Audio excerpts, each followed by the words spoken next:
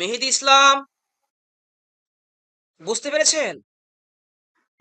জি sir, বুঝতে পেরেছি sir. আলহামদুলিল্লাহ। রাকিবুল ইসলাম বুঝতে পেরেছেন? জি স্যার।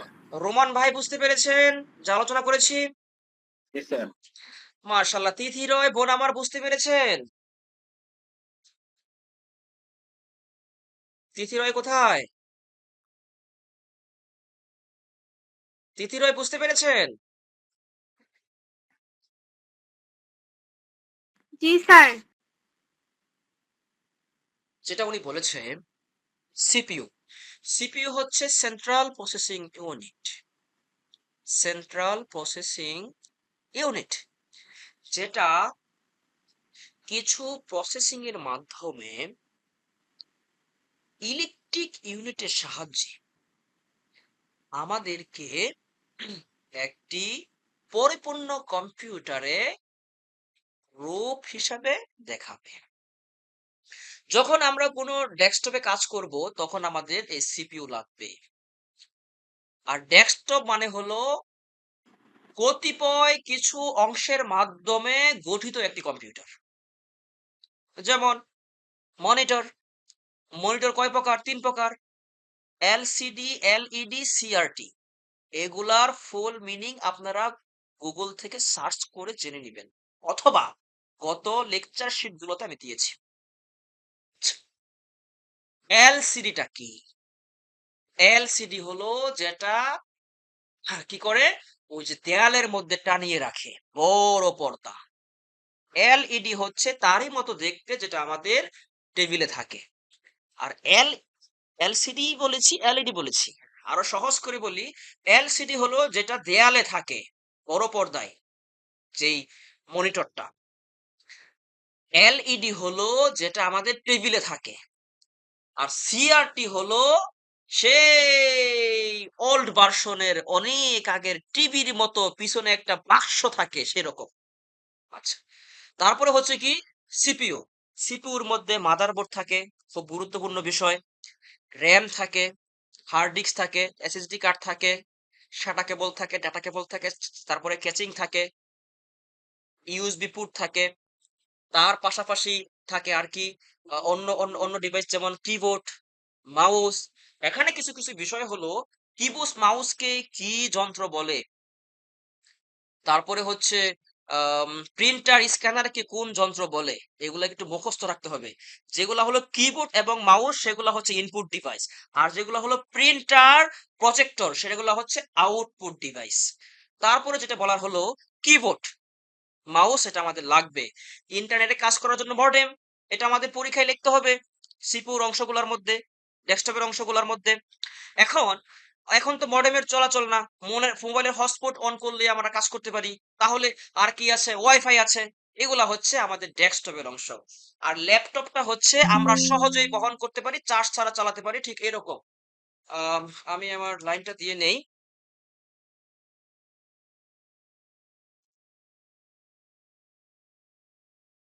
এখন ডেস্কটপ হচ্ছে যেটা আমাদের ইলেকট্রিক সাপোর্টের মাধ্যমে আমরা চালাবো। আর ল্যাপটপ হচ্ছে এই যে আমি 1 ঘন্টার উপরে ক্লাস নিলাম এখানে, ইলেকট্রিক ছাড়া, সেটা এরকম সিস্টেম। তো আমরা এখানে ছিলাম 5 নম্বরে, আধুনিক কম্পিউটারে কয়টি অংশ নিয়ে গঠিত। যাই হোক, কথাগুলো বলেছি আপনাদের কাজে লাগবে তাই। আর আরো এখানে কিছু কথা বলিনি, আমাদের এই ফান্ডামেন্টাল সিস্টেমে কিছু কিছু বিষয় বুঝতে হবে। তো আমি ফান্ডামেন্টালটা কি বলেছি? প্রক্রিয়া। কম্পিউটার ফান্ডামেন্টাল হলো চালানোর প্রক্রিয়া। অপারেটিং সিস্টেম হলো বিভিন্ন পদ্ধতি। যেমন অনেকেই বুঝতে পারবেন সহজেই, কারণ এই কোর্সটা তো অফিস কোর্স করা ছাড়া শেখা যায় না। যারা পূর্বে অফিস কোর্স করেন নাই তাদের জন্য অনেক হার্ড হবে। যারা অফিস কোর্স করেছেন 2013 সালে কিংবা 9 সালে, তখন ছিল ভার্সন 2003, তারপরে বের হয়েছে 2007। এই সবগুলাতেই কিন্তু ওয়ার্ড, এক্সেল, পাওয়ার পয়েন্টের কাজ করা যায়। ঠিক আছে? এই যে যুগের পরিবর্তনের সাথে আপডেট সফটওয়্যার গুলো একই কাজ করার জন্য সহজ পদ্ধতি নিয়ে আসে, এটাকে বলে অপারেটিং সিস্টেম। যেমন মাইক্রোসফট ওয়ার্ডের মাধ্যমে টাইপ করা হয়, এক্সেলের মাধ্যমে হিসাব নিকাশ করা হয়, পাওয়ার পয়েন্টের মাধ্যমে প্রেজেন্টেশন তৈরি করা হয়, প্রজেক্টরের মাধ্যমে যে কোনো প্রজেক্ট স্লাইড শো অর্থাৎ প্রেজেন্টেশন করানো হয়, বেসিক মাল্টিমিডিয়ার মাধ্যমে যে কোনো মাল্টিমিডিয়া তথ্য আদান প্রদান করা হয়, তারপরে হচ্ছে সফটওয়্যার ইনস্টলেশনের মাধ্যমে যে কোনো সফটওয়্যার সেট আপ করা হয়, সেট করা হয়, আনইনস্টলেশনের মাধ্যমে যে কোনো প্রোগ্রামকে ডিলিট করা হয়, ফরম্যাট করা হয়, বাতিল করা হয়, সরিয়ে ফেলা হয়, প্রিন্ট প্রোগ্রামের মাধ্যমে যে কোনো printer, laser printer, HP printer, Samsung printer, ইসোনিক প্রিন্টার যা আছে ভাই, ওগুলোতে প্রিন্ট করার যে নিয়ম রয়েছে সেটা, স্ক্যান ডিভাইসের মাধ্যমে যে কোনো ডকুমেন্ট স্ক্যান করা হয়। তারপরে হচ্ছে আহ তারপরে আর কি আছে মনে হচ্ছে না, তবে ভবিষ্যতে মনে হলে বলবো। এই যে বিষয়গুলা, এগুলার মাধ্যমে যে কাজগুলো করা হয়, একটা কাজ যখন একাধিক সফটওয়্যারে করা হয়, মানে বিভিন্ন পদ্ধতিতে করা হয়, তাকেই বলে অপারেটিং সিস্টেম। যাই হোক, রোমান ভাই, আপনি আমার কথা শুনতে পাচ্ছেন? জি স্যার। শর্টকাটে যে কথাগুলো বলেছি আপনাদের কাজে লাগবে না? যদিও বইয়ের বাহিরে? ইনশাআল্লাহ। ইনশাআল্লাহ। ৫ নাম্বার থেকে পড়েন। আধুনিক কম্পিউটারের কয়টি অংশ নিয়ে গঠিত ও কি কি? আধুনিক কম্পিউটারের 5টি অংশ নিয়ে গঠিত, যথা প্রধান মেমরি, গাণিতিক যুক্তি অংশ, নিয়ন্ত্রণ অংশ, ইনপুট ডিভাইস, আউটপুট ডিভাইস। ৬ পড়েন। নাম্বার 6, আধুনিক কম্পিউটারের নিয়ন্ত্রণ ইউনিট এর কাজ কি? এই অংশ কম্পিউটারের বিভিন্ন অংশের সাথে কন্ট্রোল বাসের মাধ্যমে সমন্বয় সাধন করে সমস্ত কার্যক্রম নিয়ন্ত্রণ করে। আধুনিক কম্পিউটারের বৈশিষ্ট্যসমূহ কি কি? আধুনিক কম্পিউটার বৈশিষ্ট্যসমূহ হলো দ্রুতগতি, নির্ভুলতা, বিশ্বাসযোগ্যতা, সূক্ষ্মতা, ক্লান্তিহীনতা, স্মৃতি বা মেমোরি, যুক্তিসঙ্গত সিদ্ধান্ত, বহুমুখিতা, স্বয়ংক্রিয়তা, অসীম জীবনশক্তি ইত্যাদি। ইত্যাদি। ওকে, ঠিক আছে, আর লাগবে না। এখন এই যে এখানে বৈশিষ্ট্যগুলা পড়ছি, ইচ্ছে করলে এটাকে সংক্ষিপ্ত প্রশ্নের উত্তরও হিসাবে আমরা রূপলাপ দিতে পারি, বড় প্রশ্ন রূপলাপ দিতে পারি। জাস্ট মূল পয়েন্ট গুলো ঠিক রেখে রে ভাই, শুধু পরীক্ষার খাতায় লিখবেন, অ্যান্সার হয়ে যাবে। তিথি রয় একটু কষ্ট করতে হয় যদি অসুস্থ, হ্যাঁ? কারণ ক্লাসটাকে নিতে হবে তো। একটু আসেন। জি স্যার। হ্যাঁ, আপনি ৮ নাম্বার থেকে পড়েন। ১ ন্যানোসেকেন্ড সমান কত সেকেন্ড? ১ ন্যানোসেকেন্ড সমান 10 ইনভার্স 9 সেকেন্ড। আচ্ছা। তারপর? ৯ নাম্বার, কৃত্রিম বুদ্ধিমত্তা বলতে কি বোঝায়? কৃত্রিম বুদ্ধিমত্তা হলো একটি সফটওয়্যার প্রযুক্তি বা কম্পিউটার নিয়ন্ত্রিত রোবটের ক্ষমতা, যা তৈরি করতে সাধারণ মানুষের বুদ্ধিমত্তা এবং বিচক্ষণতার প্রয়োজন হয়। কৃত্রিম বুদ্ধিমত্তা মানুষের বুদ্ধিমত্তার অনুকরণের প্রোগ্রামকে বোঝায়, যা মানুষের মতো চিন্তা করে এবং তাদের কার্যাবলী অনুকরণ করে, ১ মিনিট। যেমন তার মানে হলো, অটোমেটিক। হ্যাঁ, ১ মিনিট। যেমন এটার মানে হচ্ছে কৃত্রিম বুদ্ধিমত্তা মানুষের বুদ্ধিমত্তার অনুকরণের প্রোগ্রামকে বোঝায়। মানুষ যেরকম চায়, কম্পিউটার মানুষ যেরকম কমান্ড কম্পিউটারকে দেয়, কম্পিউটার রিটার্ন তাকে সেই ভ্যালুটাই দেয়। অর্থাৎ কৃত্রিম বুদ্ধিমত্তা হলো মানুষের বুদ্ধিমত্তার অনুকরণের প্রোগ্রামকে বোঝায়, যা মানুষের মতো চিন্তা করে, মানুষের মতো কার্যাবলী মানুষ যেরকম চায় সেরকম দেয়। ঠিক এরকম। তারপরে কি? যেমন অটোমেটিক। যেমন automatic car driving, speech recognition, image recognition ইত্যাদি। ঠিক আছে। ১১ নাম্বার পড়েন। মেকানিক্যাল যুগে কি কি যন্ত্রপাতি আবিষ্কার হয়? Abacus, Napier rods, slide rule, pascaline, punch card, difference engine, analytical engine, calculating machine, tabulating machine, IBM কোম্পানির প্রতিষ্ঠা। ওকে, থ্যাংক ইউ, আপনাকে অসংখ্য ধন্যবাদ। তারপরে ইয়ে আসেন, রাকিবুল আসেন ১২ নাম্বার থেকে। অ্যাবাকাস কি? হস্তচালিত কাঠের যন্ত্রের মাধ্যমে গণনা করার পদ্ধতিকে বলা হয় অ্যাবাকাস। ১৪। Slide rule. নো, ওটা লাগবে না। ১৪। ১৪। কম্পিউটারের প্রথম প্রোগ্রাম রচয়িতার নাম কি? Ada August. হ্যাঁ, ১৬। চার্লস ব্যাবেজ কত সালে অ্যানালিটিক্যাল ইঞ্জিন আবিষ্কার করেন? চার্লস ব্যাবেজ 1830 থেকে 1834 সালে অ্যানালিটিক্যাল ইঞ্জিন আবিষ্কারের পরিকল্পনা করেন। মিনিট। এগুলো কি হলো আমাদের মুখস্থের বিষয়। এগুলো কি বিষয়? রোমান ভাই, এগুলো রাকিবুল ইসলাম, এগুলো মুখস্থের বিষয়। বুঝতে পেরেছেন? জি স্যার। জি আচ্ছা। স্যার। ১৮ নাম্বার। কত সালে আইবিএম কোম্পানি প্রতিষ্ঠিত হয়? 1911 সালে আইবিএম কোম্পানি প্রতিষ্ঠিত হয়। তখন বাস। এর নাম ছিল কম্পিউটিং রেকর্ডিং এগুলো দরকার সফটওয়্যার। নেই, এগুলো দরকার নেই, এগুলো দরকার নেই। আপনাকে আচ্ছা, অসংখ্য ধন্যবাদ, আপনাকে অসংখ্য ধন্যবাদ। তারপরে পারভেজ আসেন, 19 নাম্বার থেকে পড়েন।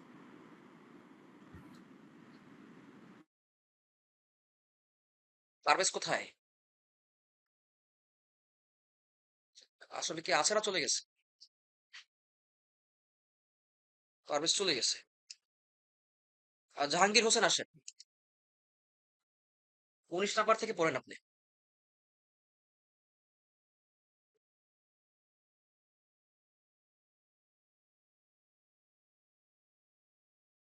জাহাঙ্গীর হোসেন।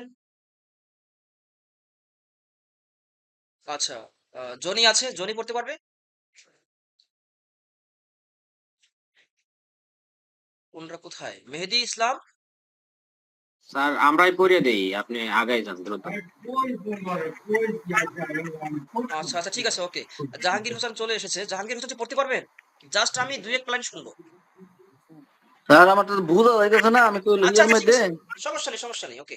আচ্ছা আচ্ছা, যাই হোক, মিউট করে রাখেন। টেবুলেটিং মেশিন কি? টেবুলেটিং মেশিন 1880 সালে ডক্টর হারম্যান হলারিথ দ্রুত গণনার কাজে একটি যন্ত্র আবিষ্কার করেন, যার নাম দেওয়া হয়েছিল টেবুলেটিং মেশিন। ইনুবেকের বৈশিষ্ট্য: প্রায় 500 ভ্যাকুয়াম টিউবের সমন্বয়ে গঠিত ইউনিবেক প্রতি সেকেন্ডে 8330 বার যোগ করে ও 555 বার গুণ করতে সক্ষম হয়। কম্পিউটারের জনককে চার্লস বেবেজ। এগুলো পরীক্ষায় আসে ভাই, মুখস্থ করে ফেলবেন, ঠিক আছে? কম্পিউটারের প্রজন্ম কয়টি? এই 5টি। এগুলা আমি, 5টি। হ্যাঁ, উপরে আলোচনা করব। তারপরে হচ্ছে ডাটা গ্রহণ প্রক্রিয়াগত নীতির উপর ভিত্তি করে কম্পিউটারে কয় শ্রেণীতে ভাগ করা যায়, এটাও উপরে আলোচনা করব। ইনফিনিটি। জি জি, একটু প্লিজ, আমি কথা বলার সময় কথা বলবেন না, আমি যখন সুযোগ দিই তখন বলবেন প্লিজ। আচ্ছা, এখন এখানে আমি উপরে যাই, উপরে গিয়ে বিস্তারিত আলোচনায় যাই। এটা জাস্ট আমরা বেসিক জানলাম, আর কোনো কিছু না। কম্পিউটারের বিবর্তন। কম্পিউটার, কম্পিউটারের বিবর্তন। কম্পিউটার ল্যাটিন শব্দ কম্পিউটার থেকে এসেছে। ইংরেজি শব্দ হলো কম্পিউটার। এখন ওই যে উপরে কিছুক্ষণ আগে এগুলো আলোচনা করেছি, এখানে এইগুলো পড়লে আমাদের সহজ হয়ে যাবে। যার অর্থ হলো গণনাকারী যন্ত্র। কম্পিউটার দিয়ে নির্ভুলভাবে গাণিতিক হিসাব, যেমন যোগ বিয়োগ গুণ ভাগ, স্যালারি শিট, রেজাল্ট শিট, যা আমরা ইলেকট্রিক বিল কিছুদিন আগে করেছিলাম সেগুলো করা যায়। কম্পিউটারের ইতিহাস: মানুষ প্রথমে নুড়ি পাথর, ঝিনুক, হাতের আঙ্গুল, তারপরে হচ্ছে দড়ির গিট ইত্যাদির মাধ্যমে গণনা করতো। কালের এই বিবর্তনে মানুষের চিন্তা শক্তি পরিবর্তনের কারণে ক্রমাগত গবেষণা ও উদ্ভাবনার ফসল হলো কম্পিউটার। কম্পিউটার একটি গণনাকারী যন্ত্র। কম্পিউটার একটি গণনাকারী যন্ত্র।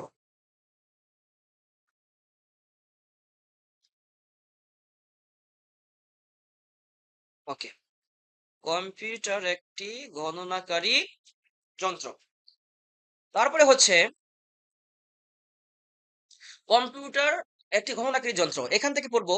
আধুনিক কম্পিউটারের রূপরেখা তৈরি করেন ব্রিটিশ গণিত বিশারদ চার্লস বেবেজ। তিনি 1833 সালে অ্যানালিক্যাল নামক গণনা যন্ত্রে তৈরি করেন। এগুলা কিন্তু এক কথায় আসে। তারপরে হচ্ছে তৈরির পরিকল্পনা করেন। 1833 সালে অ্যানালিক্যাল নামক গণনা যন্ত্র তৈরির পরিকল্পনা করেন। তারপর হচ্ছে এ যন্ত্রে যাতে স্মৃতি ধরে রাখা যায় তার পরিকল্পনা করেন, কিন্তু অর্থনৈতিক অভাবের কারণে তার এই প্রচেষ্টা সাফল্য অর্জন করতে পারেনি। তবে তার এই পরিকল্পনার উপর ভিত্তি করে তৈরি হয়েছে আজকের আধুনিক কম্পিউটার। চার্লস বেবেজ কে আধুনিক কম্পিউটারের জনক বলা হয়। বাস, এগুলা কিন্তু এক কথায় আসবে। তারপরে হচ্ছে ডাটা প্রসেসিং এর ক্ষমতা, আকার, গতি ইত্যাদির উপর নির্ভর করে বিভিন্ন কম্পিউটারের শ্রেণীবিভাগ দেখাও। ভাই, এটা পরীক্ষায় বেশিরভাগ সময় থাকে, যে কোনো পরীক্ষায়, মৌখিক পরীক্ষায় থাকে, এটা মুখস্থ করবেন। এখানে কি লেখা আছে? পরিচালনা নীতির উপর ভিত্তি করে কম্পিউটারকে 3 শ্রেণীতে ভাগ করা যায়: analogue computer, digital computer, hybrid computer. আমি খুব সহজেই আপনাদের বোঝাচ্ছি অ্যানালগ ডিজিটাল হাইব্রিডটা কি। অ্যানালগ কম্পিউটার হলো পরিবর্তনশীল বৈদ্যুতিক তরঙ্গ দ্বারা পরিচালিত। এটা কিন্তু লিখতে হবে, পরিবর্তনশীল বৈদ্যুতিক তরঙ্গ দ্বারা পরিচালিত। বিদ্যুৎ ছাড়া চলবে না। এটি মূলত পদার্থবিজ্ঞানের নীতির ভিত্তিতে গঠিত। পদার্থবিজ্ঞানের নীতির ভিত্তিতে গঠিত। এটি পরিমাপক যন্ত্র। চাপ, তাপ, তরলের প্রবাহ ইত্যাদি পরিবর্তনশীল ডাটার জন্য স্পষ্ট বৈদ্যুতিক তরঙ্গের অ্যানালগ কম্পিউটারের ইনপুট হিসেবে ব্যবহার করা হয়। এতটুকু লিখলেই হবে, আর দরকার নাই। ডিজিটাল কম্পিউটার কাকে বলে? এটি হচ্ছে ডাটা হিসেবে বর্ণ সংখ্যা কিছু বিশেষ প্রতীক গ্রহণ করে। কি গ্রহণ করে? কিছু বিশেষ প্রতীক গ্রহণ করে। মূলত এটি গণিতের নীতির ভিত্তিতে পরিচালক একটি গণনা যন্ত্র। এই হলো বিষয়।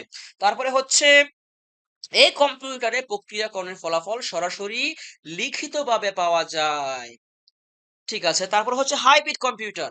এনালগ ও ডিজিটাল কম্পিউটারের সমন্বয়ে গঠিত হচ্ছে হাইব্রিড কম্পিউটার। উভয় কম্পিউটার কাঙ্ক্ষিত বৈশিষ্ট্যের সমন্বয়ে গঠিত হাইব্রিড কম্পিউটার, এটা দিলেও পারি বা আমি যেটা বলেছি সেটা দিলেও পারেন। এনালগ ও ডিজিটাল কম্পিউটারের সমন্বয়ে গঠিত হাইব্রিড কম্পিউটার। হাসপাতালের ইনভেনসিভ কেয়ার ইউনিটে ব্যবহৃত কম্পিউটারের উদাহরণ এখানে দেখা যায়। আরো দেখা যায় কোনো বৃহত্তর আকারে যদি প্রাইভেট প্রতিষ্ঠান থাকে তার হিসাব নিকাশ রাখার জন্যে। আরো দেখা যায় বিভিন্ন গুরুত্বপূর্ণ উম বিভিন্ন গুরুত্বপূর্ণ অনেক বড় আকৃতির কোন একাডেমিক হিসাব নিকাশ, কোন একাডেমিক পরিচালনার জন্য হাইব্রিড কম্পিউটার বড় ধরনের হিসাব নিকাশ এটা আমাদের করা হয়। এখানে তারপরে কি আছে আমরা আরো একটু পড়ি এখানে। তারপর ওই পরিমাপক তথ্য সংখ্যার রূপান্তর করে ডিজিটাল অংশে প্রাপ্ত ডাটা প্রক্রিয়াকরণের মাধ্যমে রোগীর অবস্থা পরিচালনা করে। এখানে কি বললাম? হাসপাতালের ইনভেনসিভ কেয়ার ইউনিটে ব্যবহৃত কম্পিউটারের উদাহরণ এখানে দেখা যায়। এক্ষেত্রে এনালগ অংশ রোগীর হার্টের কার্যাবলী, এনালগ অংশ রোগীর হার্টের কার্যাবলী, তাপমাত্রা ও অন্যান্য জরুরি অবস্থা পরিমাপ করে তারপর ওই পরিমাপক তথ্য সংখ্যায় রূপান্তর করে ডিজিটাল অংশে প্রাপ্ত অর্ডার প্রক্রিয়াকরণের মাধ্যমে রোগীর অবস্থা আলোচনা করে এবং ওইটা আবার আরো প্রক্রিয়াজাতকরণের মাধ্যমে স্বাভাবিক অবস্থা নির্ণয়ের মাত্রই ডিজিটাল অংশ ডাক্তারকে জানিয়ে দেয়। অর্থাৎ আমি এখানে যেই কথাটা বলেছি, এনালগ হাইব্রিড কম্পিউটার এনালগ ও ডিজিটাল উভয় কম্পিউটারের সমন্বয়ে গঠিত। তার মানে যেমন হাসপাতালের ইনভেনসিভ যেই রেকর্ড গুলা রয়েছে এগুলা প্রথমে এনালগ কম্পিউটারে থাকে। এনালগ কম্পিউটার থেকে এবিসিটাকে সে 0 এবং 1 এ বাইনারিতে কনভার্ট করে ডিজিটাল সিস্টেমে রূপান্তরিত করে। ডিজিটাল সিস্টেমে যখন রূপান্তর করে তখন সে কাঙ্ক্ষিত ফলাফল তার কি কতটুকু তার কি রেজাল্ট রয়েছে, যেমন কি একটা উদাহরণ দিব সহজ ভাষায়, যেমন তার টেস্টের রিপোর্ট নরমাল নাকি নরমাল নয়, অথবা তার একটা সমস্যা রয়েছে এটা কত পার্সেন্ট রয়েছে বা কতটুকু তার স্বাভাবিক, এই যে রেঞ্জ গুলো এগুলো হাইব্রিড কম্পিউটার দিয়ে থাকে সহজ ভাষায়। ঠিক আছে, তারপর আকার গতি সংরক্ষণের ক্ষমতার উপর ভিত্তি করে কম্পিউটারের শ্রেণী বিভাগ, এগুলো একদম সহজ। কম্পিউটারের শ্রেণী বিভাগ হলো 4টি: super computer, mainframe computer, mini computer, micro computer. আমি সহজেই বলছি সুপার কম্পিউটার কাকে বলে, এই যে বিস্তারিত এখানে থেকে আমি সহজ ভাষায় বলতেছি আপনারা শুনে রাখুন। সুপার কম্পিউটার সব থেকে শক্তিশালী কম্পিউটার, দ্রুত গতি সম্পন্ন এবং ব্যয়বহুল, আকৃতির দিক থেকে অনেক বড়। এই শ্রেণীর কম্পিউটারগুলোর তথ্য সংরক্ষণ ক্ষমতা অনেক অনেক অনেক অনেক বেশি। উদাহরণস্বরূপ এটা হলো সুপার কম্পিউটার। ঠিক আছে, তারপরে হচ্ছে main frame computer. Main frame computer একটি বড় কম্পিউটার যার মধ্যে অনেকগুলো ছোট কম্পিউটার যুক্ত করে একসাথে শতাধিক লোক কাজ করে থাকে। অফিসে অনেক সময় দেখা যায় যারা কোডিং এর কাজ করে তখন তারা কি করে, এক একটা প্রজেক্ট তৈরি করার জন্য 10 জন 12 জন 20 জন বসায় দেয়। যেমন আমি যার কাছে ক্লাস করি কম্পিউটার সফটওয়্যার প্রোগ্রামের উপরে, উনি ফার্ম গেটে অনলাইনে 2 ঘন্টা মাত্র জব করেন। 2 ঘন্টায় উনি বেসিক হচ্ছে সর্বনিম্ন 40,000 টাকা। আমি উনার সাথে কথা বলে এবং উনার এই অফিসের ছবি দেখে যেটা বুঝতে পারলাম, উনি জাস্ট ওনার বাড়িতে বসে 2 ঘন্টা দিক নির্দেশনা দেয়, 15-20 জন বসে এই মানে মেন ফ্রেম কম্পিউটারের মতো একটা বড় কম্পিউটার উনি সব কন্ট্রোল করেন আর ছোট কম্পিউটার গুলাতে সংযুক্ত হয়ে কাজ করেন এবং ওনাদের প্রজেক্ট গুলো ওনাকে কমপ্লিট করেন। মেন ফ্রেম কম্পিউটারটা কি? মেন ফ্রেম কম্পিউটার হলো একটি বড় কম্পিউটার যার সাথে অনেকগুলো কম্পিউটার যুক্ত করে একসাথে শতাধিক লোক কাজ করতে পারে ভাই। এই হলো বিষয়। তারপরে হচ্ছে মিনি কম্পিউটার। মেইন ফ্রেম কম্পিউটারের চেয়ে আকারে ছোট কম্পিউটার টার্মিনালের মাধ্যমে একসাথে অনেক ব্যবহারকারী ব্যবহার করতে পারে। ঠিক আছে, একে বলে মিনি কম্পিউটার। মাইক্রো কম্পিউটার যেটা আমাদের সবার কাছেই আছে। মাইক্রো কম্পিউটার হচ্ছে মাইক্রো প্রসেসর দিয়ে তৈরি সর্বাপেক্ষা বৃহত্তর কম্পিউটার। সাধারণত একজন লোক একটি মাইক্রো কম্পিউটার ব্যবহার করতে পারেন, যেমন আমি এখন ব্যবহার করতেছি ইত্যাদি। মাইক্রো কম্পিউটার কি কি? ল্যাপটপ, তারপরে কি আছে ডেস্কটপ, তারপরে আছে পাম্পটপ, নোটবুক, পকেট, হ্যাঁ কম্পিউটার, এগুলো মুখস্থ করব, বোঝার কোনো কিছু না, হ্যাঁ এগুলো মুখস্থ করব, কারণ এই ডেস্কটপ ল্যাপটপ এগুলো কিছুক্ষণ আগে বলেছি। তারপর এখানে কি আছে, ব্লক ডায়াগ্রাম সহকারে কম্পিউটার অর্গানাইজেশন ব্যাখ্যা করো, এটা মুখস্থ করে নিতে হবে। যেমন কি আছে, উপরে লিখবো প্রধান মেমোরি, দুই পাশে লিখবো ইনপুট ডিভাইস আউটপুট ডিভাইস, মাঝখানে দেবো নিয়ন্ত্রণ ইউনিট, আর নিচে দেবো গাণিতিক যুক্তি ইউনিট। এই পুরো এরকম চিত্র আঁকতে হবে, এরকম কোনো কথা না, যা শুধু এই শব্দগুলো আমরা এইভাবে সাজিয়ে, উপরে প্রধান মেমোরি, দুই পাশে ইনপুট আউটপুট ডিভাইস, মাঝখানে হলো নিয়ন্ত্রণ ইউনিট, আর নিচে হলো গাণিতিক যুক্তি ইউনিট, তারপর আমাদের মতো বক্স করে একটু আমরা এঁকে টুকে দিব, আর এটাই হবে কম্পিউটারের ব্লক ডায়াগ্রাম। বাস, কঠিনের কোনো কিচ্ছু না, লিখলেই আমাদের নাম্বার পাওয়া যাবে। আর এটা শেষ করেছিলাম, আর কোথায় আছি, এটা ব্লক ডায়াগ্রাম একই। হা হা হা হা, এটা তো একটা ইম্পর্টেন্ট বিষয়, এটা উল্টে গেল। আচ্ছা আচ্ছা, ঠিক আছে। এখন এখানে কম্পিউটারের শ্রেণীবিভাগ, কিছুক্ষণ আগে যে বিষয়গুলাকে আমি আপনাদের সাথে ব্যাখ্যা দিয়েছি সেটাই এটা। ওখানে যেমন প্রকার প্রকার ধরে ধরে ব্যাখ্যা দিয়েছি, এখানে চিত্র সহকারে দিয়েছে, বাস এতটুকুই। এই চিত্রটা আমরা মুখস্থ করে নিব।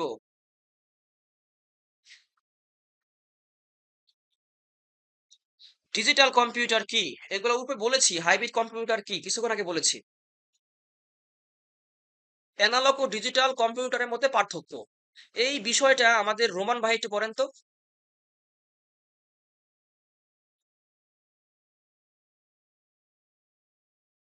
কোথায় রোমান, কোথায়? ও স্যার, হ্যাঁ একটু পড়েন। শুনতেছি। স্যার কোনটা হাইব্রিড কম্পিউটার? এখানে অ্যানালগ ডিজিটাল কম্পিউটার কি স্ক্রিনে দেখা যাচ্ছে? অ্যানালগ ডিজিটাল এর এই পার্থক্যটা। পার্থক্য? জি জি জি, ওকে। আচ্ছা আচ্ছা। অ্যানালগ কম্পিউটার যে কম্পিউটারের সময়ের সাথে ক্রমাগত পরিবর্তনশীল উপাত্ত বা অ্যানালগ বৈদ্যুতিক সংকেতের ওপর নির্ভর করে নির্মিত, তাকে অ্যানালগ কম্পিউটার বলে। অপরদিকে ডিজিটাল কম্পিউটার হচ্ছে যে কম্পিউটার বাইনারি পদ্ধতি 0 এবং 1 এর উপস্থিতির উপর নির্ভর করে, তাকে ডিজিটাল কম্পিউটার বলে। ভেরি গুড, পরে। নাম্বার 2, অ্যানালগ কম্পিউটার সরবরাহকৃত উপাত্তগুলোকে বৈদ্যুতিক ভোল্টে রূপান্তর করে। অপরদিকে ডিজিটাল কম্পিউটার সংখ্যা, বর্ণ বা চিহ্ন সরাসরি বৈদ্যুতিক ছন্দে রূপান্তর করে। হুম হুম। নাম্বার 3, অ্যানালগ কম্পিউটারের ক্ষেত্রে ফলাফলকে প্রদর্শনের কাঁটা দিয়ে নির্দেশ করা যায় অথবা প্লটার দিয়ে অঙ্কন করা যায়।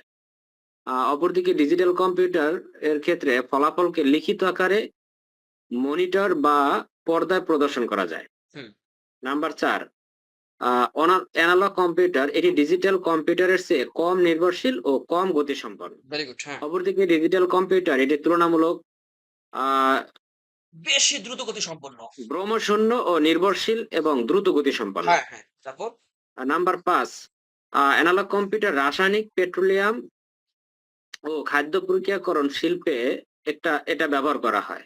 অপরদিকে ডিজিটাল কম্পিউটার ব্যবহার করা হয় শিক্ষা, চিকিৎসা, ব্যবসা, প্রশাসন, বিনোদন ইত্যাদি হুম। ক্ষেত্রে ব্যাপকভাবে ব্যবহৃত হয়। 6 নাম্বার, অ্যানালগ কম্পিউটারের মেমোরি ধারণ ক্ষমতা তুলনামূলক হারে খুবই কম। হুম। অপরদিকে ডিজিটাল কম্পিউটারের ধারণ ক্ষমতা তুলনামূলক বেশি। ওকে, থ্যাংক ইউ। ওকে, ঠিক আছে। আরেকজন আমার লাগবে। আরেকজন কে পড়বে? জাহাঙ্গীর হোসেন তো একটু অস্পষ্ট আসতেছে বলছিলাম। আর কি আছে, মেহেদী, রোমান, তিথি, জয়। মেহেদী ইসলাম পড়তে পারবে? মেহেদী ইসলাম, জি স্যার, পারবো। অল্প অল্প পড়ে দেখেন আমাকে, আমি আপনাদের এই কথার পড়ার বিষয়টা একটু বুঝতে চাই। স্যার বলো। এই যেখানে 22 নাম্বারটা পড়েন তো। 22 নাম্বার। জি জি, কম্পিউটার প্রয়োগ ক্ষেত্রগুলো বর্ণনা করো।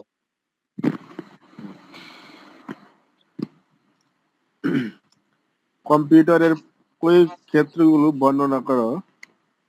আধুনিক বিশ্বে কম্পিউটারের গুরুত্ব অপরিসীম। আধুনিক সভ্যতা ও কম্পিউটারকে আলাদাভাবে চিন্তা করা যায় না।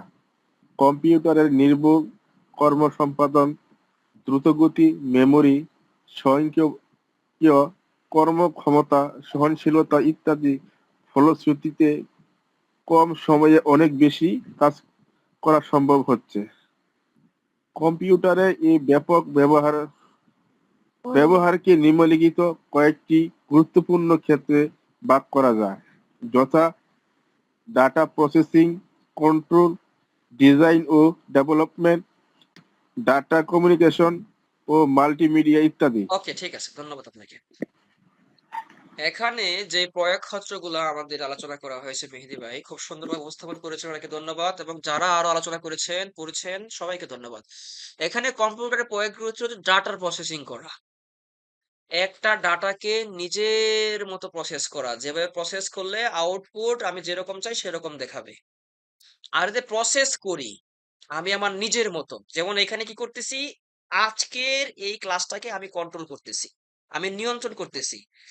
আমি কিভাবে নিয়ন্ত্রণ করতেছি? যখন কথা বলার বলতেছি, যখন কথা বলানোর তখন বলাচ্ছি, যখন যে বিষয়টা যেখানে আলোচনা করতে হবে সেখানে করতেছি। এই যে কন্ট্রোলটা, এটা হলো কন্ট্রোল। আরেকটা ডিজাইন ডেভেলপমেন্ট, যে কোনো বিষয়কে ডিজাইন করা। যেমন আমরা কি করেছি, আমরা ভিজিটিং কার্ড তৈরি করেছি, তারপর কালার টাচ করেছি প্রথম ক্লাসগুলোতে, ডেভেলপমেন্ট করেছি। আমরা আমাদের এই ক্লাসগুলোকে আস্তে আস্তে এমন ভাবে ডেভেলপমেন্ট করেছি আমরা শুনলে পড়লেই বুঝতে পারি। ডাটা কমিউনিকেশন, ডাটা কমিউনিকেশন হচ্ছে একটা কম্পিউটারের সাথে, একটা ডিভাইসের সাথে আরেকটা ডিভাইসের মাধ্যমে ডাটা কমিউনিকেশন, যোগাযোগ, এক স্থান থেকে অন্য স্থানে তথ্য আদান প্রদান। আর মাল্টিমিডিয়া হচ্ছে প্রজেক্টর অথবা মনিটরের মাধ্যমে চিত্রকে প্রদর্শন করা। এই যে আমি আপনাদের সামনে তথ্যগুলো প্রদর্শন করতেছি, এটাও কিন্তু একটা স্লাইড শো, একটা প্রেজেন্টেশন ইত্যাদি। বাস এগুলো বাস একটু পড়তে হবে, আমি একটু ব্যাখ্যাটা বেশি দিয়ে ফেলি যাতে আপনারা বুঝতে পারেন। তারপর এখানে, হ্যাঁ, আমরা উপরে যাই, ওগুলো তো পড়েই ফেলেছি। এই দ্বিতীয় অধ্যায়, তিথির এখানে একটু আসেন তো। জি স্যার। এই যে আমি যতটুকু দাগ দিয়েছি এক লাইন এতটুকু পড়ে। কম্পিউটার মেমোরির সংজ্ঞা। মেমোরি শব্দের অর্থ হলো স্মৃতিশক্তি, অর্থাৎ যে শক্তির দ্বারা কোনো ডিভাইসে তথ্য ধরে রাখা যায় তাকে মেমোরি বলে। বাস এতটুকুই লাগবে, আর কিছু লাগবে না। ওকে, আপনাকে ধন্যবাদ। এখানে এই বিভিন্ন প্রকার মেমোরি, র্যাম, রোম, পিরোম ইত্যাদির আমাদের কি করেছে প্রকার এখানে চেয়েছে। কম্পিউটারের মেমোরি হলো প্রধানত তিন প্রকার। ঠিক আছে, কম্পিউটার মেমোরি হলো তিন প্রকার: প্রধান মেমোরি, সহায়ক মেমোরি, ক্যাশ মেমোরি। সহায়ক মেমোরিকে আবার সেকেন্ডারি মেমোরিতেও ডাকা হয়। এইখানে যে চিত্রটা রয়েছে রে ভাই, এটা মুখস্থই করবেন, করলে মেমোরি সম্পর্কে সব জটিলতা দূর হয়ে যাবে। মেমোরি হলো তিন প্রকার: প্রধান মেমোরি, সহায়ক মেমোরি, ক্যাশ মেমোরি। তারপরে হচ্ছে প্রধান মেমোরি হলো পাঁচ প্রকার: চৌম্বক কোর মেমোরি, পাতলা পর্দা, অর্ধ পরিবাহী চৌম্বক বা বল মেমোরি, চার্জ কাপলড মেমোরি। এগুলো আমাদের মুখস্থ করতে হবে, ঠিক আছে। তারপরে হলো সহায়ক মেমোরি, হলো আবার ছয় প্রকার: চৌম্বক টেপ, চৌম্বক ড্রাম, শক্ত চৌম্বক disk, cache disk, floppy disk, hard disk. তারপরে হচ্ছে অর্ধ পরিবাহী মেমোরি, হলো দুই প্রকার: র্যাম, রোম।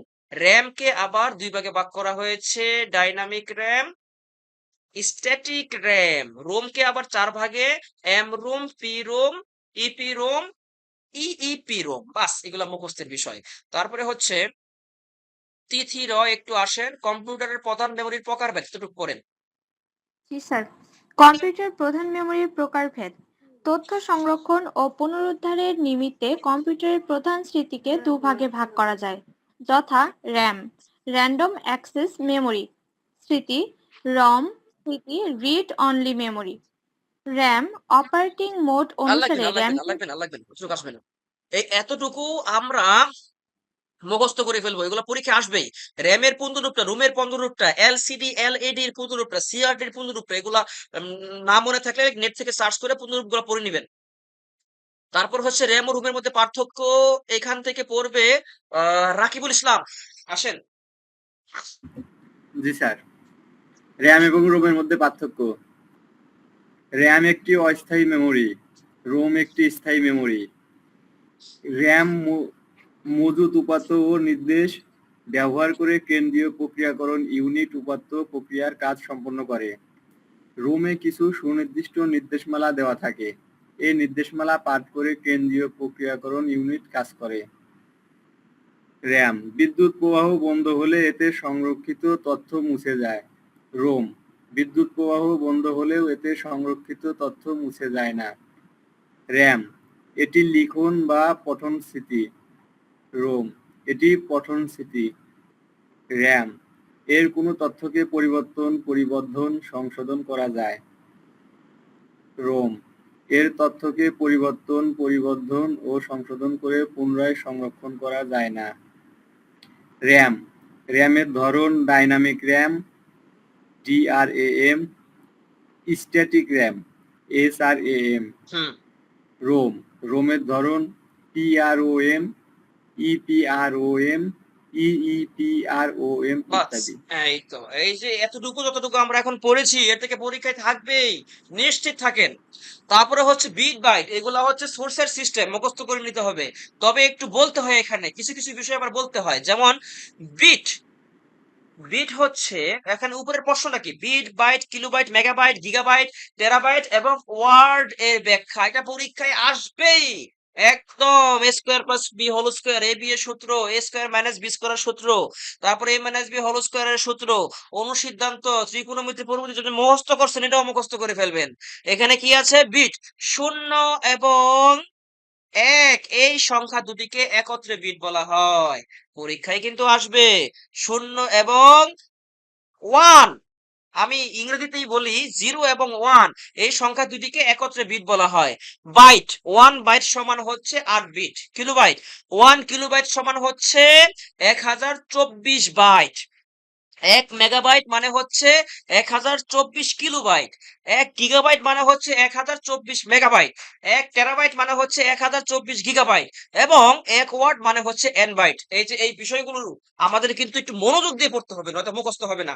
এগুলা পরীক্ষায় অনেক ভাইবায় এবং লিখিত ইয়াতে আসে। যাই হোক, তিথিরও একটু আসেন তো, জি স্যার। এখান থেকে পড়েন। 1. কম্পিউটার স্মৃতি বা মেমরি কি? কোনো তথ্য বা উপাত্ত সংরক্ষণের স্থানকে স্মৃতি বা মেমরি বলে। মেমরি কয় প্রকার ও কি কি? মেমরি 3 প্রকার, যথা প্রধান মেমরি, সহায়ক মেমরি, ক্যাশ মেমরি। 3 নাম্বার, প্রধান মেমরি কাকে বলে? যে মেমরির সাথে ALU এর প্রত্যক্ষ সংযোগ থাকে তাকে প্রধান মেমরি বলে। প্রধান বা মুখ্য স্মৃতি কত প্রকার ও কি কি? প্রধান স্মৃতি 2 প্রকার, যথা র্যাম ও রম। র্যাম কি? র্যাম হলো র্যান্ডম অ্যাক্সেস মেমরি। র্যাম এ ডাটা রিড ও রাইট করা যায়। র্যামের অসুবিধা কি? কম্পিউটারের পাওয়ার অফ করলে সকল তথ্য মুছে যায়। আচ্ছা, ঠিক আছে, ধন্যবাদ আপনাকে। তো এখানে যে বিষয়গুলো আছে এগুলো আমরা একটু পড়লেই বুঝবো। শ্রেণীবিভাগ আমরা পড়েছি, আর মেমোরির সংখ্যাগুলো উপরে শেষ হয়েছে আমাদের বিস্তারিত ব্যাখ্যায়। র্যাম রুমের মধ্যে পার্থক্য, এটাও আমরা আলোচনা করেছি, তাই আমি ক্রস চিহ্ন দিয়ে দিয়েছি। একটা বিষয় অনেক সময় বই একাধিকবার দেওয়া থাকে। বিট ও বাইটের মধ্যে পার্থক্য, এটাও উপরে আলোচনা করা হয়েছে। ওই যে উপরে যে কিছুক্ষণ আগে আলোচনা করলাম, এটা কিন্তু জাস্ট একটা মুখস্থ করলে, আমি আবার দেখাই আপনাকে, আমার কথার কিন্তু গুরুত্ব দিবেন, হ্যাঁ। এই যে বিট, বাইট, কিলোবাইট, মেগাবাইট, এটার যে স্ট্রাকচারটা এখানে 1 2 3 4 5 6 7 লাইনের, এতটুকু মুখস্থ করলে অনেক অ্যান্সার বানাতে পারবেন।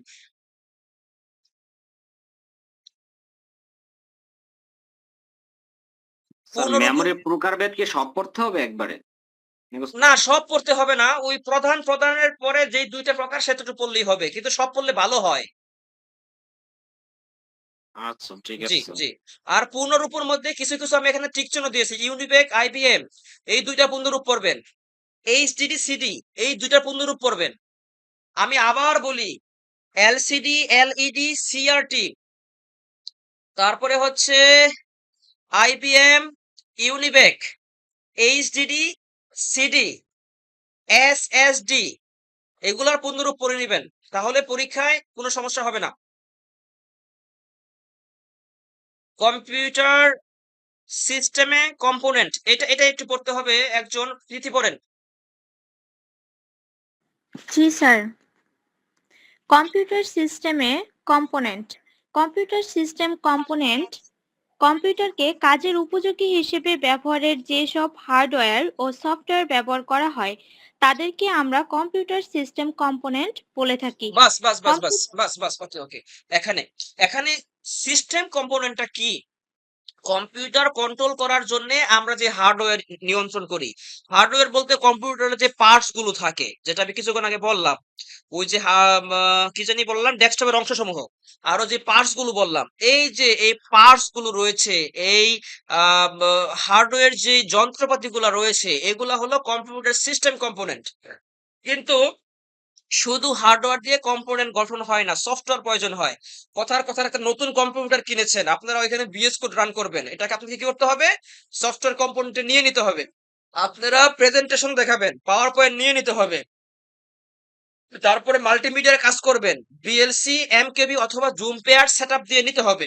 অথবা আপনারা আউটপুট ডিভাইস প্রিন্টারকে আপনারা কাজ করবেন কম্পোনেন্ট হিসেবে, সেইখানে এটার যে ড্রাইভার সফটওয়্যার রয়েছে তা আমাদের কন্ট্রোল করতে হবে। এই সমস্ত হার্ডওয়্যার এবং সফটওয়্যার সিস্টেম গুলাকেই বলা হয় কম্পিউটার কম্পোনেন্ট। আশা করি বুঝতে পেরেছেন, আর দরকার নেই। হ্যাঁ, তারপরে অ্যাপ্লিকেশন সফটওয়্যারের প্রকারগুলো চিঠি পড়েন। জি স্যার। অ্যাপ্লিকেশন সফটওয়্যার আবার কয়েক প্রকারের হতে পারে, যেমন customise software, multimedia software, graphical software, internet based software. Okay, thank you. এবার আমি ইয়াকে প্রশ্ন করব, কি বলে জানি, জাহাঙ্গীর ভাইকে প্রশ্ন করব। পড়তে যেহেতু সমস্যা হচ্ছে দেখার জন্য, কিন্তু আমার প্রশ্নের উত্তর এক কথায় দিতে সমস্যা আশা করি হবে না। একটু জি শুনেন। বলেন তো। জি, গ্রাফিক্যাল সফটওয়্যারের দুইটা উদাহরণ দেন। গ্রাফিক্যাল সফটওয়্যারের দুইটা উদাহরণ দিতাম। আলোচনা করেছিলাম আগেই। আমি আলোচনাটা মানে আসছিলাম নাকি এটার স্যার তো ইয়ে খেয়াল দিয়েছি, নেই। অনলাইন ক্লাস দিয়েছি, দ্বিতীয় নাম্বার ক্লাস ছিল। তা স্যার মনে আমি মানে সঠিক আচ্ছা ঠিক আছে, আচ্ছা ঠিক আছে, ওকে। রোমান ভাই বলেন দেখি, গ্রাফিক্যাল সফটওয়্যার গুলো কি কি? অ্যাডোবি ফটোশপ এর এই তো মাশাল্লাহ, কি বলেছে? অ্যাডোবি ফটোশপ আর অ্যাডোবি ইলাস্ট্রেটর। আরে মাশাআল্লাহ, উত্তর পারে কি বলে পারে না, মাথার মধ্যে সব আছে। ওকে, থ্যাংক ইউ। গ্রাফিক্যাল সফটওয়্যার হচ্ছে আম, চিত্র, ইলিস্ট্রেটর সম্পাদন করার জন্য, ফটো এডিটিং করার জন্য, বিভিন্ন ডিজাইন করার জন্য ব্যবহৃত সফটওয়্যার। মাল্টিমিডিয়া সফটওয়্যার কি আছে এটা আপনারা পারবেন না, আমি বলে দিই। মাল্টিমিডিয়া সফটওয়্যার হচ্ছে যেমন VLC software, MKD software, Windows media software, আরেকটা হচ্ছে জুম প্লেয়ার সফটওয়্যার। তারপরে কাস্টমাইজ সফটওয়্যার, এগুলা আমাদের ব্যবহার দরকার নেই। আর ইন্টারনেট বেসিক সফটওয়্যার এগুলো দরকার নেই, কারণ এগুলো আমরা জানি, ঠিক আছে। আর কাস্টমাইজ সফটওয়্যার যেটা, এটা যদি ব্যাখ্যায় যে এখন আমাকে আবার আরেক বই খুলতে হবে, যাই হোক, এগুলো যতটুকু আমাদের দরকার ততটুকু আমি বলেছি। আমাদের এখানে মূল দরকার হলো গ্রাফিক্যাল সফটওয়্যারের নামটা, ওগুলো তো প্রয়োজন নেই। তারপরে হচ্ছে বিভিন্ন ধরনের স্টোরেজ ডিভাইস। এখানে এখানে যেটা আছে, স্টোরেজ ডিভাইসের শ্রেণীবিভাগ, এটা দুই ভাগে ভাগ করা যায়। একটা হলো ভোলাটাইল আর একটা হলো নন ভোলাটাইল। ভোলাটাইল কি আমি সহজেই বুঝাই, এক কথায় বুঝে যাবেন, যদিও শুনতে কঠিন মনে হয়। বিদ্যুৎ প্রবাহ বন্ধ হওয়ার সাথে সাথে যে সমস্ত স্টোরেজে ডাটা হারিয়ে যায়। আবার বলি, বিদ্যুৎ চলে যাওয়ার সাথে সাথে যে ডাটাগুলো হারিয়ে যায় তাকে বলে ভোলাটাইল। আর আমি কথা বলার সময় কথা বলা যাবে না প্লিজ, আমি সুযোগ দিব। আর বিদ্যুৎ চলে যাওয়ার পরে যে ডাটাগুলো থেকে যায় তাকে বলে নন ভোলাটাইল। সেই আর কিছু লাগবে না ভাই। তারপরে হচ্ছে মাইক্রো কম্পিউটার সিস্টেমে স্টোরেজ ডিভাইসকে লজিক্যালি তিন ভাগে ভাগ করা হয়: প্রসেসর, প্রাইমারি, সেকেন্ডারি। প্রসেসর হচ্ছে মাইক্রো প্রসেসর এর এক সেট রেজিস্টারকে স্টোরেজে প্রসেস স্টোরেজে বা প্রসেসরে মেমরি বলে। আরেকটু সহজ ভাবে বলি, মাইক্রো প্রসেসর এর এক সেট রেজিস্টারকে যিনি বলেছি এটাকে নিবেন, তারপর নিবেন প্রসেস করাকে মেমরি বলে। বাস, আর কিছু লাগবে না। বড় হচ্ছে প্রাইমারি স্টোরেজ কাকে বলে? যে স্টোরেজ ডিভাইসের প্রোগ্রাম সরাসরি মাইক্রো প্রসেসর দ্বারা এক্সিকিউট হয়। কি বললাম এখানে? প্রাইমারি কে আবার মেইন স্টোরেজ বলে। প্রাইমারি স্টোরেজ, মেইন স্টোরেজ একই। এটাকে কি বলে? যে স্টোরেজ ডিভাইসের প্রোগ্রাম সরাসরি মাইক্রো প্রসেসর দ্বারা এক্সিকিউট হয় তাকে প্রাইমারি বা মেইন স্টোরেজ বলে। আর দরকার নাই ভাই, সহজ ভাবে নিব, একদম সহজ ভাবে। ওকে, এখানে আচ্ছা আচ্ছা আচ্ছা, ঠিক আছে। এখানে আমি কি লিখেছি, এটা এলইউ। অ্যারিথমেটিক লজিক্যাল ইউনিট, যে ইউনিট গাণিতিক হিসাব নিকাশ করা হয়। হ্যাঁ, এটা আপনাদের এখানে মনে হয় নেই, তাই আমি লিখে দিয়েছি। এটা পরীক্ষায় আসবে, হ্যাঁ, একটু লিখে নিবেন। ALU এর ব্যাখ্যাটা, ALU এর ব্যাখ্যাটা এটা পরীক্ষায় কিন্তু আসার সম্ভাবনা আছে বিধায় আমি বইয়ের মধ্যে লিখে দিয়েছি। কিছু কিছু বিষয় 20% মনে রাখবেন। যখন বই থেকে প্রশ্ন করা হয় 80% বই থেকে আসে কিংবা 75%, আর বাকি 20% অথবা 25 আপনাদের ঘুরিয়ে পেঁচিয়ে প্রশ্ন করবে। এই জন্য অনেক সময় প্রশ্ন ধরলে মনে হয় আরে কি পড়লাম, এত পরীক্ষার প্রশ্ন দেখি অনেকগুলো মানে আনকমন আনকমন লাগে, কমন লাগে না। এর মানে হলো আপনি বুঝে পড়েন নাই। LAU এর পূর্ণরূপ হচ্ছে, ওগুলোর সাথে পড়ে নিবেন, অ্যারিথমেটিক লজিক ইউনিট। যে ইউনিট গাণিতিক হিসাব নিকাশ করা হয় তাকে অ্যারিথমেটিক লজিক ইউনিট বলা হয়। আর এইখানে যে ইয়াগুলো রয়েছে, এক কথায় এটা আমাকে পড়ে একজন শোনাতে হবে, একজনের শোনাতে হবে। কে শোনাবে? আহ রোমান ভাই একটু শোনান, একটু কষ্ট করেন। হুম। জি স্যার, দাগানোগুলো পড়ি স্যার। জি জি। কম্পিউটার সিস্টেম কম্পোনেন্ট বলতে কি বোঝায়? কম্পিউটারকে কাজের উপযোগী হিসেবে ব্যবহারের জন্য যেসব হার্ডওয়্যার ও সফটওয়্যার ব্যবহার করা হয় তাদেরকে কম্পিউটার সিস্টেম কম্পোনেন্ট বলা হয়। কম্পিউটার সিস্টেম কম্পোনেন্ট গুলো কয় ভাগে ভাগ করতে পারি ও কি কি? দুই ভাগে ভাগ করতে পারি, হার্ডওয়্যার ও সফটওয়্যার কম্পোনেন্ট। তারপর হচ্ছে হার্ডওয়্যার কম্পোনেন্ট কি? কম্পিউটারের যাবতীয় ইলেকট্রনিক ও মেকানিক্যাল যন্ত্রাংশকে হার্ডওয়্যার কম্পোনেন্ট বলে। তারপরে আছে হার্ডওয়্যার কম্পোনেন্ট গুলো কয়টি ভাগে ভাগ করা যায়? 5টি ভাগে ভাগ করা যায়।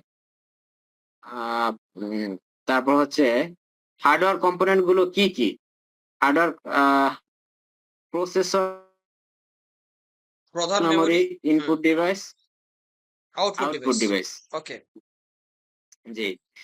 মাইক্রোপ্রসেসরকে কম্পিউটারের ব্রেন বলা হয় কেন? এটি কম্পিউটারের যাবতীয় ইনপুট, আউটপুট, স্টোরেজ সহ বিভিন্ন ধরনের কার্যাবলী মাইক্রোপ্রসেসরের মাধ্যমে সম্পাদন ও নিয়ন্ত্রণ করা হয় বলেই এই কম্পিউটারকে ব্রেন বলা হয়। হুম। তারপর হচ্ছে সফটওয়্যার কম্পোনেন্ট কয় ভাগে ভাগ করা যায়? 2 ভাগে ভাগ করা যায়, অ্যাপ্লিকেশন সফটওয়্যার, সিস্টেম সফটওয়্যার। একটু এখানে ব্যাখ্যায় যাব, তারপর আমি একটু স্কিপ করে একটু ব্যাখ্যায় যাব, এখানে একটু ব্যাখ্যা দরকার আছে। আমি যেগুলো ডাবল টিক চিহ্ন দিয়েছি এগুলো অবশ্যই পড়বেন। এখানে অ্যাপ্লিকেশন সফটওয়্যার কিছু উদাহরণ কেউ দিতে পারবে আগে বলেন তো?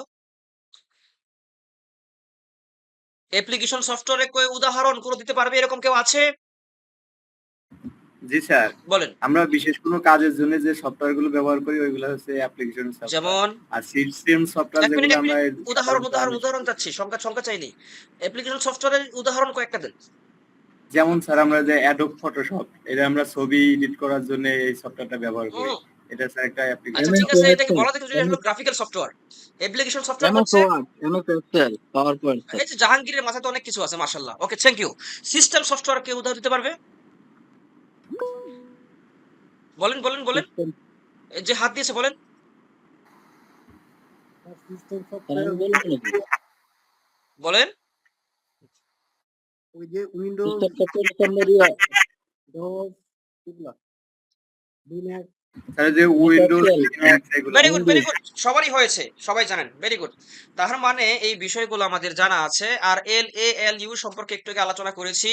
এগুলা তো পড়লেই পারা যাবে। এই যে ইনপুট ডিভাইস যেটা আছে, মনিটর, প্রিন্টার ও আউটপুট ডিভাইস, এগুলো আমি একটু আলোচনা করেছি বিস্তারিত ব্যাখ্যা সহ। একটু পড়লে পারা যাবে। যেগুলো কঠিন সেগুলো দেখে এখানে আছে কিনা। এই SAT এর পুনরূপ আমরা পড়ে নিব। স্টোরেজ ডিভাইস কাকে বলে এটা একটু পড়েন, এই যে রাকিবুল পড়েন, রাকিবুল 24 নাম্বারটা। স্টোরেজ ডিভাইস কাকে বলে? কম্পিউটারে গৃহীত প্রোগ্রাম বা উপাত্ত তথ্য স্থায়ীভাবে সংরক্ষণের জন্য যেসব স্মৃতি ব্যবহৃত হয় তাদেরকে সহায়ক স্মৃতি বা সেকেন্ডারি মেমরি বলা হয়। উপাত্ত ও তথ্য সংরক্ষণের জন্য ব্যবহৃত মাধ্যম বা ধারককে কম্পিউটারের মেমরি বা স্টোরেজ ডিভাইস বলা হয়। জি, ওকে, ওকে। আর এই যে সংক্ষিপ্ত প্রশ্ন, এগুলো আমি উপরে আলোচনা করেছি। এই প্রকারগুলো উপরে আমরা আলোচনা করেছি। পূর্ণরূপগুলো আলোচনা করা হয়েছে ইনশাআল্লাহ। কোনো সমস্যা নেই। চতুর্থ অধ্যায় আমরা পরবর্তী ক্লাস থেকে আবার আলোচনা করব। আজকে যদি 11টা বেজে গিয়েছে। এখন 10 মিনিট বাকি। আমি আপনাদের থেকে বিদায় নেওয়ার পূর্বে আপনাদের কোনো প্রশ্ন আছে কিনা সেটাও জিজ্ঞেস করার পূর্বে আমি একটা প্রশ্ন করতে চাই। জাহাঙ্গীর হোসেন, আমি যে কথাগুলো বলেছি আপনি স্পষ্ট শুনতে পেরেছেন? জি স্যার। বুঝতে কোনো সমস্যা হয়েছে? জি না স্যার, আমি একটু ক্লাসে একটু পরে জয়েন করছি তো স্যার, আমি একটা অন্য একটা ক্লাস করছিলাম এনটিআরসি, আপনি এই এই যে কারণে স্যার। প্রতি ক্লাসে বলেন, অন্যান্য ক্লাস করেন, এত চাপ নেন কিভাবে? স্যার সেটা তো আমার আগে ভর্তি আছিলাম স্যার এই কোর্সটার মধ্যে, এই কারণে ক্লাস একদিনে হয়ে যায় সব। যাক, দোয়া করি, আল্লাহ ভরসা। আচ্ছা, জনি রয়, আমার কথাগুলো বুঝতে পেরেছেন? জি স্যার। মাশাল্লাহ, মাশাল্লাহ। মেহেদি ইসলাম, বুঝতে পেরেছেন? জি স্যার, বুঝতে পেরেছি স্যার। আলহামদুলিল্লাহ। রাকিবুল ইসলাম, বুঝতে পেরেছেন? জি স্যার। রোমান ভাই, বুঝতে পেরেছেন যা আলোচনা করেছি? জি স্যার। মাশাল্লাহ। তিথি রয় বোন আমার, বুঝতে পেরেছেন? তিথি রয় কোথায়? তিথি রয়, বুঝতে পেরেছেন? জি স্যার।